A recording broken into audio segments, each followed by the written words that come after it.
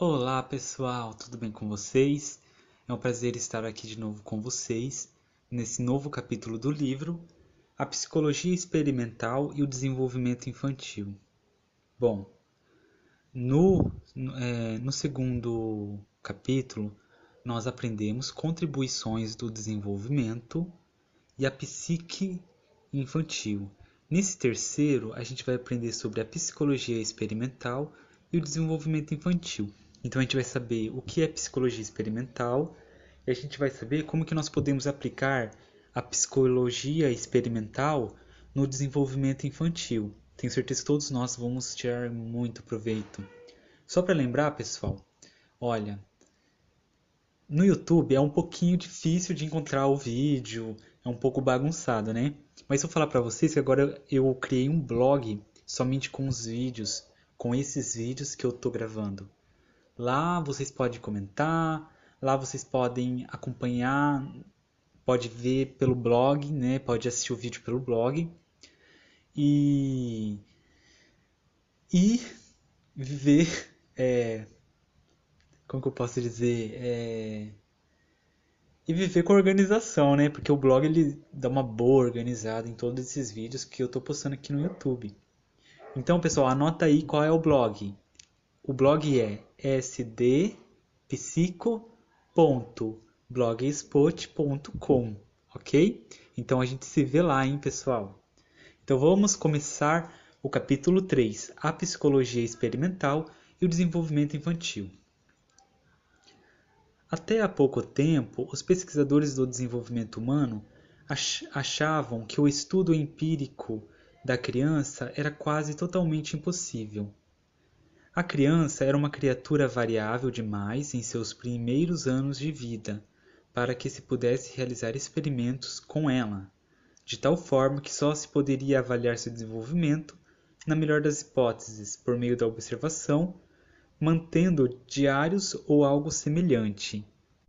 Eu estudei num livro de psicologia do desenvolvimento que realmente existiam muitos pesquisadores que eles passavam às vezes 15 anos acompanhando a vida de uma pessoa, anotando diários, para que assim pudesse ter uma noção de como era a criança naquela época da vida. Só que é um pouco, digamos assim, é um pouco duvidoso esse tipo de pesquisa, né?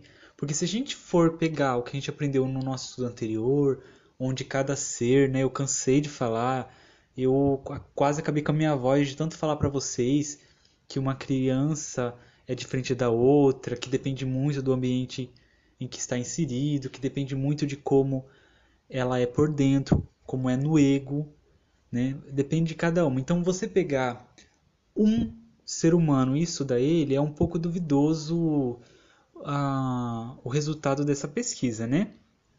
Mas vocês vão estudar sim, né, em psicologia do desenvolvimento e em psicologia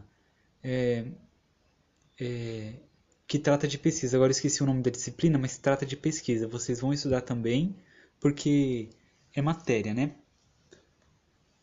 Então vamos continuar. Todavia, nos últimos anos, houve uma mudança de atitude a esse respeito. Não apenas foi provado que se podem realizar experimentos psicológicos com criança, mas também que esta atitude é a única maneira de se chegar a uma compreensão mais profunda do perfil mais amplo do desenvolvimento infantil, ou ainda estudar em seus aspectos evolutivos as fontes daquelas formas extremamente importantes de comportamento que atinge seu auge no adulto civilizado. Então, pessoal, aqui a gente tem a primeira resposta. O que é psicologia experimental? Psicologia experimental são as técnicas utilizadas para os experimentos em psicologia, ok? Então a gente já percebeu, né, que esse capítulo também vai ser muito chato. Esse capítulo ele vai abordar a pesquisa no desenvolvimento infantil, né? Então, mais a gente tem que aprender, né? Então vamos lá. O trabalho de Kohler, Lippmann, Bongin e outros sobre as primeiras manifestações de comportamento inteligente na criança, e Georges e sua escola sobre as formas primitivas de percepção na criança, de Cass, Kuhnberg, Eliasberg e Wenger, sobre a abstração juvenil, de Ash, Riemann, Kober, Elias... Eu tô lendo de novo. Eu me perdi. Riemann e Bacher, sobre a formação de conceitos, de Buller, sobre as respostas de grupos das crianças pequenas, e finalmente os importantes estudos de Piaget. Eu sou muito fã de Piaget.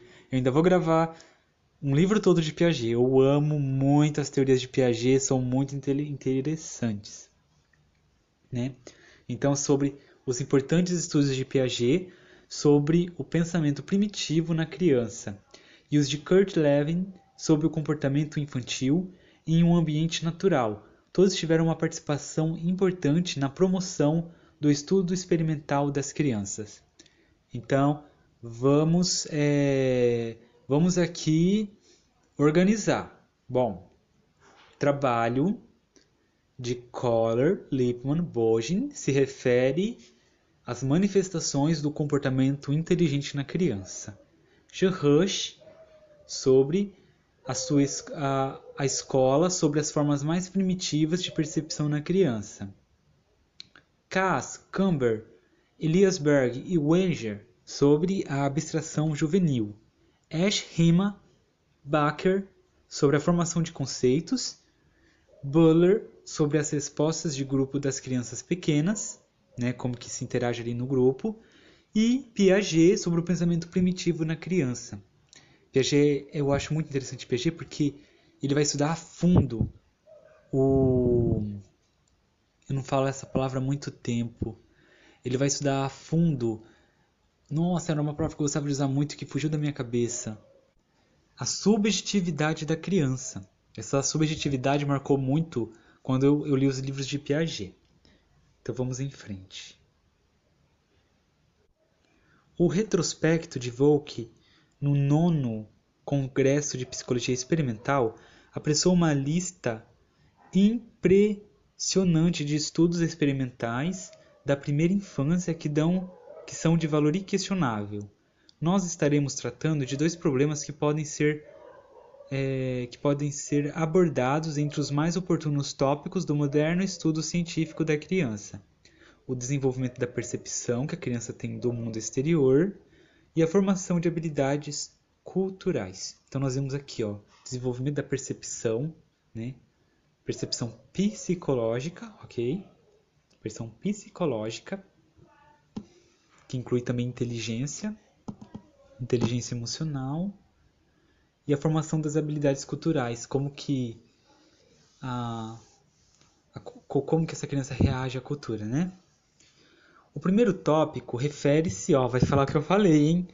O primeiro tópico refere-se à maneira pela qual a criança estabelece contato com o mundo exterior e como ela se torna parte do sistema que constitui o seu ambiente. O segundo analisa como a criança gradualmente assimila a experiência cultural e se torna membro ativo de uma comunidade cultural laboriosa. Neste artigo, não quisemos restringir-nos apenas a uma apresentação daquilo que a psicologia europeia ocidental já realizou. Tudo isso foi analisado, criticado e defendido em estudos efetuados pelos psicólogos soviéticos. As descobertas que apresentamos a seguir são os resultados de nossas pesquisas experimentais em nosso laboratório na Academia Krupskaya de Educação Comunista. É um nome russo. Vamos lá então. O desenvolvimento da percepção infantil em relação ao mundo exterior.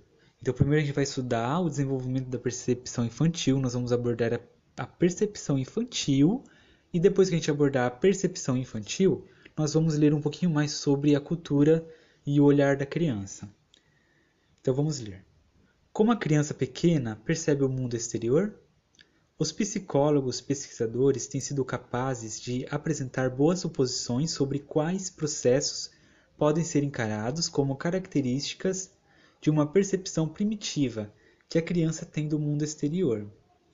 O que quer que percebamos do mundo é percebido de maneira estruturada, isto é, como um padrão de estímulos. Nós reagimos e nos adaptamos a esses estímulos externos, e na realidade todo o nosso comportamento equivale essencialmente a alguma acomodação mais ou menos adequada às diversas estruturas do mundo exterior. Para adaptar-se eficazmente a essas condições, o indivíduo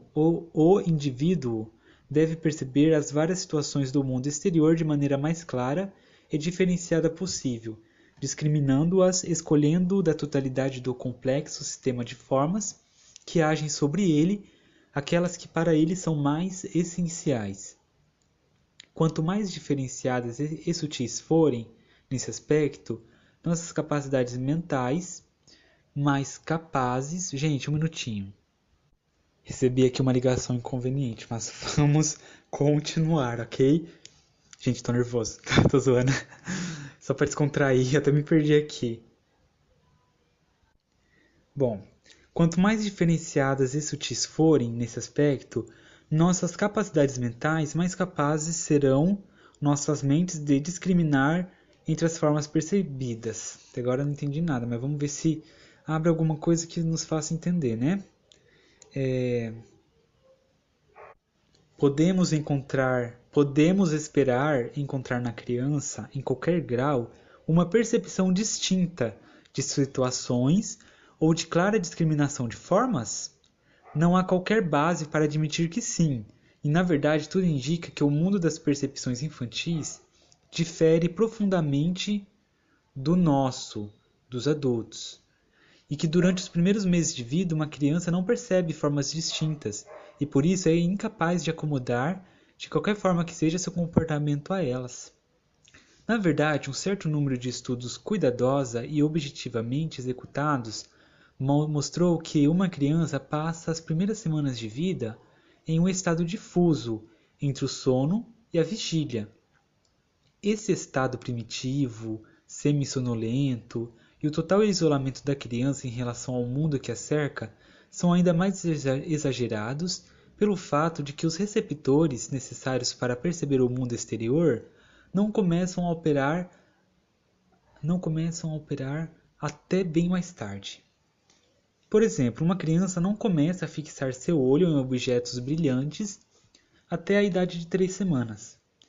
Os olhos começam a seguir um objeto que se move por volta da 4ª ou 5ª semana e um movimento ativo dos olhos e a procura de um objeto que desapareceu não se revelam até os 3 ou 4 meses. A conclusão é que até os 3 ou 4 meses a criança é uma espécie de cego mental e não percebe o mundo exterior sob qualquer forma distinta. De fato, essa natureza caótica e embaçada de percepção infantil ainda se prolonga por muitos meses. Parece, julgando a partir de algumas descobertas,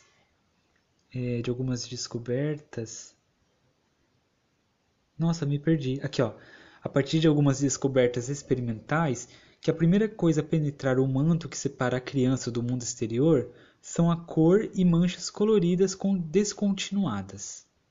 Em uma série de engenhosos experimentos, Cutts mostrou que uma criança de 3 a 6 anos pode ainda ignorar completamente as formas e ter preferência acentuada pelas cores. Em seus experimentos, Cutts deu a algumas crianças um certo número de formas, círculos, triângulos, quadrados, de diferentes cores e pediu que as emparelhassem. De forma bastante notável, quase nunca as crianças emparelharam formas, mas sim cores.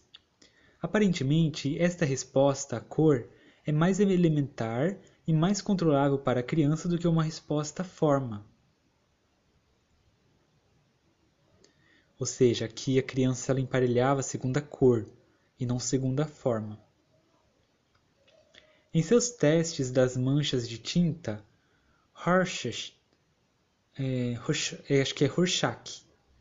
descobriu que tanto as crianças como os primitivos viam principalmente as combinações de tonalidades de cores nas manchas e que apenas sujeitos com caracterização mental mais diferenciada viam nelas uma estrutura.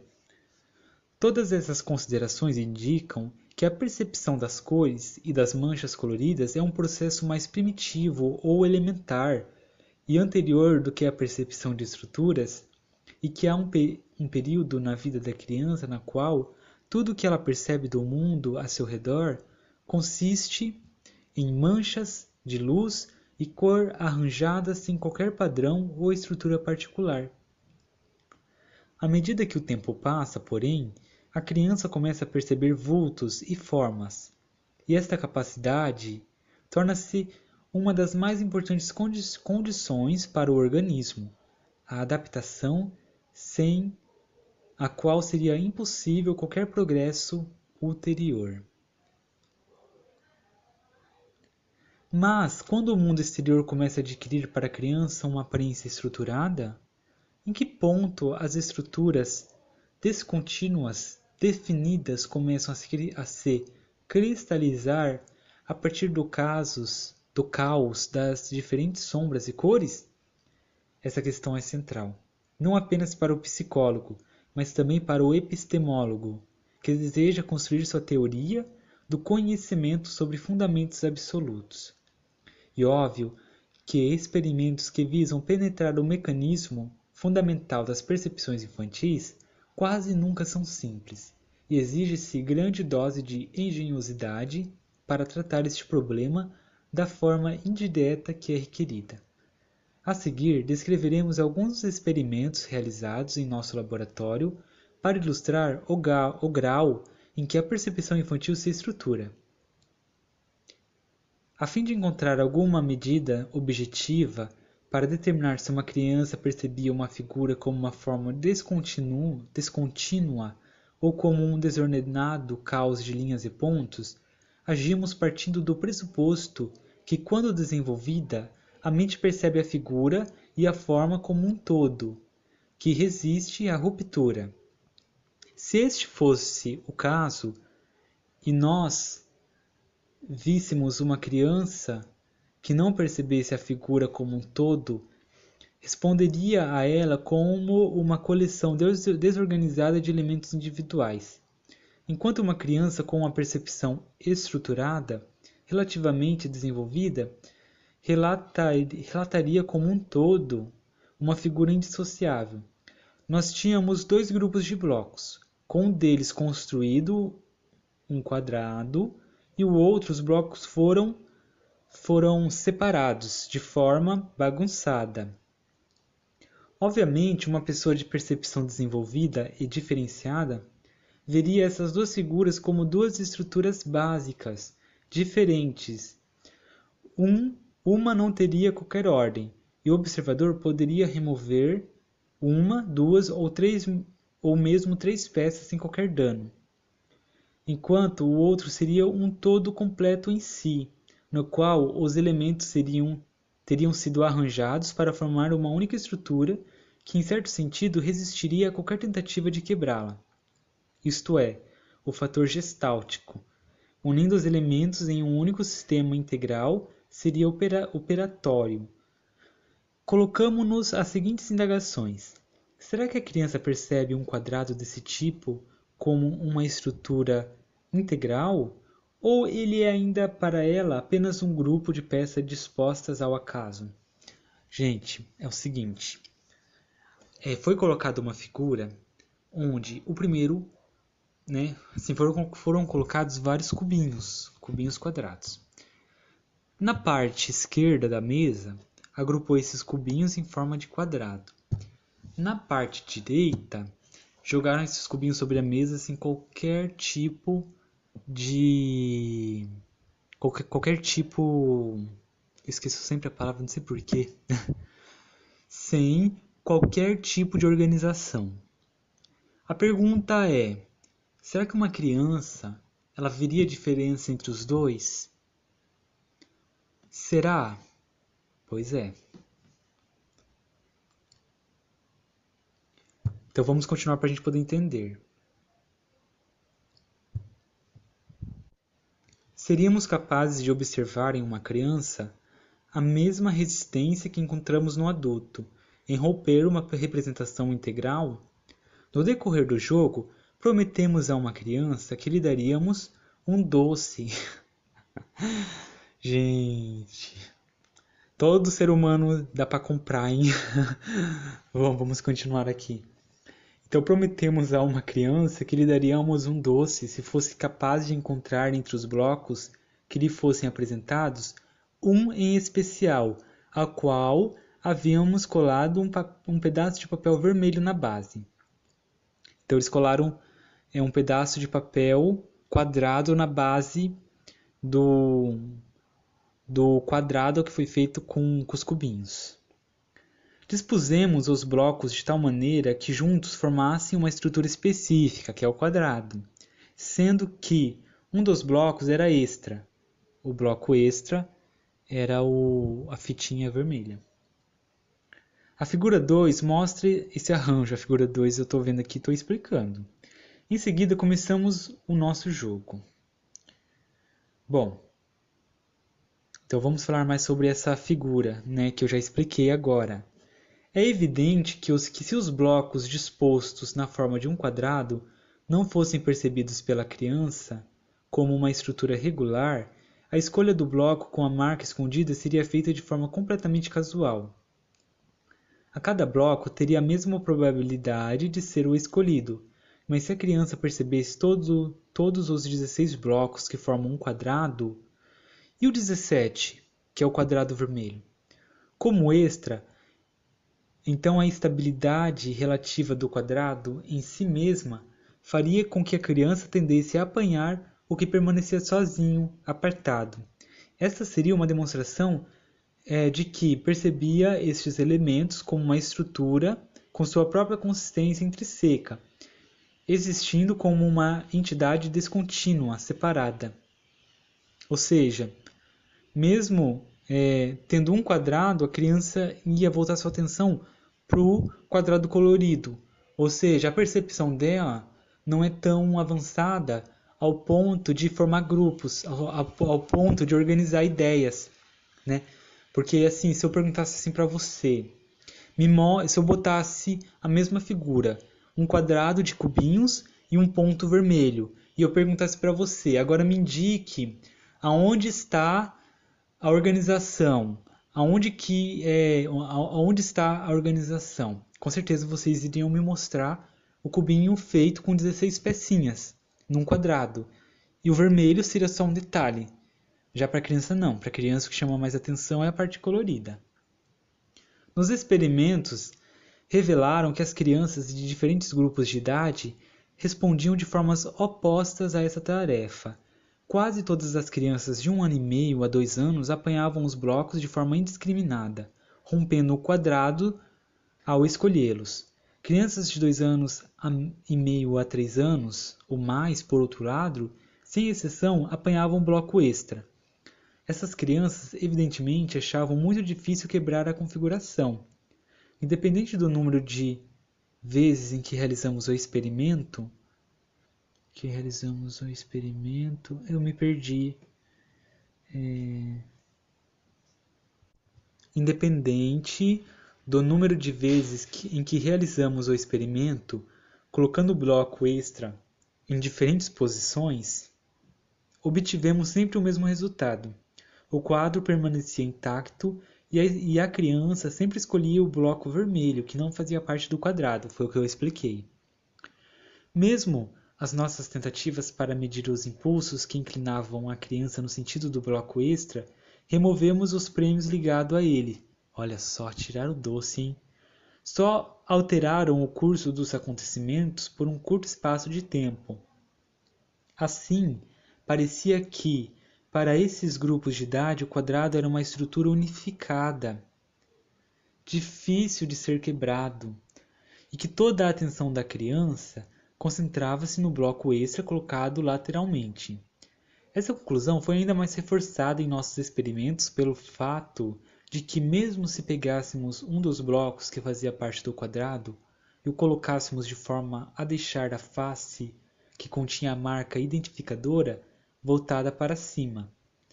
Na figura 3, agora eles mudaram o quadrado vermelho, eles colocaram na parte de cima, tá? A criança não levaria em consideração e imediatamente apanharia o bloco que permanecia isolado. Não obstante, o fato de que ela poderia obter sua recompensa de forma simples e fácil, apanhando um bloco que ali estava, com sua marca aparente. Isso revela a força do fator gestáltico, o fator da descontinuidade, como determinante e organizador do comportamento total da criança. A criança tem seu próprio jeito de organizar as ideias, tem seu próprio jeito de demonstrar sua percepção, né, com relação à sua idade. Agora a gente vai para o exemplo número 3. Né? O exemplo número 3, eles fizeram um quadrado com cubinhos e colocaram um cubinho no lado, na parte de cima, um cubinho vermelho. Nós observamos uma diferença profunda e fundamental entre o comportamento de crianças de 1 ano e meio a 2 anos e de 3 a 4 anos.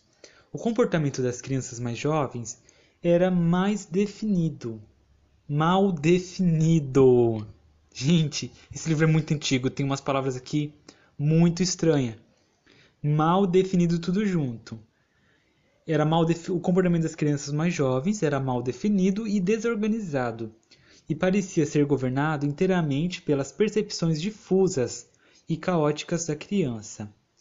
Para a criança, o mundo só deixa de parecer desestruturado e desordenado em algum momento, entre as idades de 1 ano e meio a 2 anos. Os primeiros fundamentos de uma percepção organizada do mundo, que subsequente transformarão de forma tão completa o comportamento da criança, são lançados durante esse período. Os psicólogos sabiam que nessa idade, os processos de comportamento da criança começavam a se organizar. Os primeiros sinais de atenção organizada apareciam e a criança começava a escolher objetos particulares do mundo exterior e neles fixar seu olhar.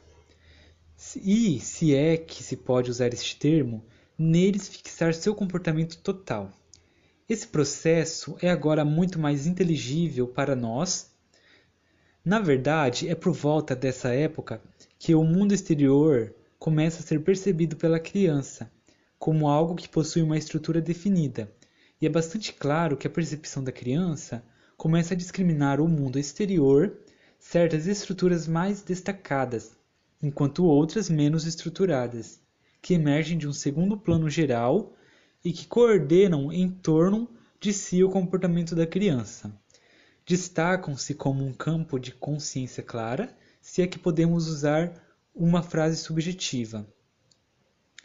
Só quando certos estímulos de uma situação são escolhidos, dessa forma é que se torna possível pela primeira vez a acomodação a eles de forma organizada. O que acabamos de expor aqui nada mais é que uma descrição dos traços característicos de atenção, e característicos da atenção que ela escolhe certos elementos em um pano de fundo geral e permita que os outros retrocedam. A atenção é marcada, acima de tudo, pela substituição do comportamento desorganizado e difuso por respostas organizadas e concentradas em estímulos específicos. De fato, alguns psicólogos corretamente observaram que nossa atenção é apenas a expressão subjetiva da organização de nossas percepções em estruturas particulares. Por exemplo, ou seja, agora nós vamos explicar, né, o que um pesquisador ele disse. Ele falou que a atenção é apenas uma expressão subjetiva da organização de nossas percepções. Ou seja, ali no começo a gente viu que tipo de percepção uma criança tem, né? É uma atenção, é uma percepção desorganizada do mundo, é uma percepção confusa, né? E por a sua percepção ser desse jeito, olha só como ela vê o mundo, né? Olha só como ela reagiu com os cubinhos, como que ela reagiu com as formas, né? Ela deu mais atenção às cores. A criança deu muito mais atenção às cores, mas as formas, ela parece não dominar muito ainda.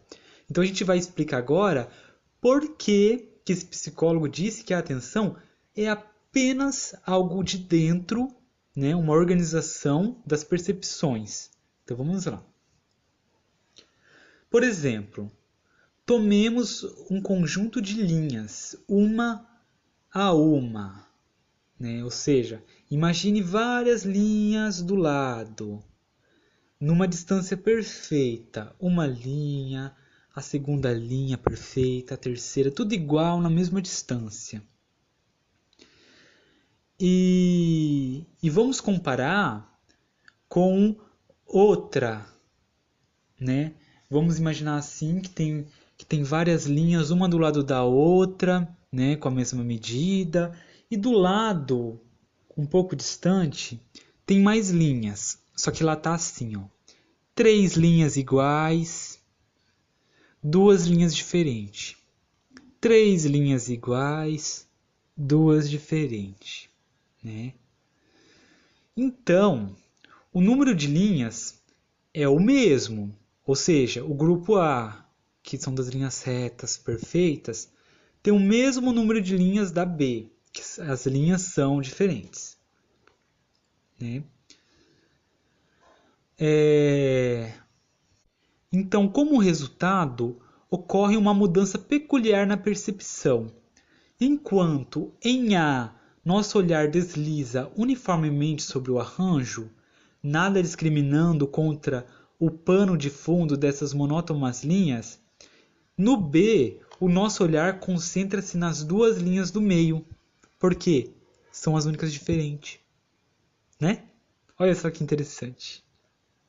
Olha só. Então, que aparecem como uma espécie de trilha no centro de um campo estruturado. Olha, muito bom. Verdade. Parece uma trilha, né? 2 linhas no meio, sendo que tem 3 na esquerda, 3 na direita. Muito bom, realmente. Então foi por isso que ele falou que a nossa atenção nada mais é do que percepções organizadas. Realmente, olha isso. Né? 2 linhas no meio, me chamou muita atenção. Talvez vocês não sintam o mesmo que eu estou sentindo, porque eu estou vendo a figura, vocês não estão vendo, né? Mas é muito interessante. Mas se vocês quiserem ter a mesma situação que a minha, faz 2 tipos de figuras, a A e a B. A A são linhas perfeitas, retas, e a B, 3 linhas, 2 linhas no meio e mais 3 linhas que vocês vão ver que a nossa percepção ela muda muito, chama muita atenção as linhas do meio. E podemos dizer que nossa atenção está favoravelmente concentrada nelas. Estamos lidando com um processo semelhante na criança, exceto que, objetivamente, uma mesma figura é de início percebida pela criança como a coleção indiferenciada de elementos. E só mais tarde ela começa a percebê-la como uma estrutura integral, É claro que tanto a figura em si mesma como o que quer que esteja interferindo nela, dependendo das condições do experimento, começa a atrair a atenção da criança. Em nosso experimento especificamente, o bloco extra separado serve como um foco contra o pano de fundo da estrutura como um todo e atrai para ele a atenção elementar da criança. Muito bom, muito bom. Gente, na nossa próxima aula, a gente vai ver mais testes, ok? Nós vamos ver mais testes com figuras para a gente poder entender as percepções da criança segundo a psicologia experimental. Então, a gente viu aí como uma criança vê o mundo, como que a mente da criança ela é organizada. E o que mais me chamou a atenção nesse estudo foi o livro falar que a nossa inteligência nada mais é do que organizações de percepções. Isso é muito interessante. A gente bota título no que a gente aprende. Muito importante, muito interessante saber disso, ok? Então amanhã a gente vai para a nossa segunda aula de psicologia experimental e a psique infantil. A gente vai tirar mais joias, né? para a gente aprender sempre mais. Eu espero contar com vocês na aula número 2 de Psicologia Experimental e a Psique Infantil. Pessoal, muito obrigado pela companhia de vocês. Um grande abraço e tchau!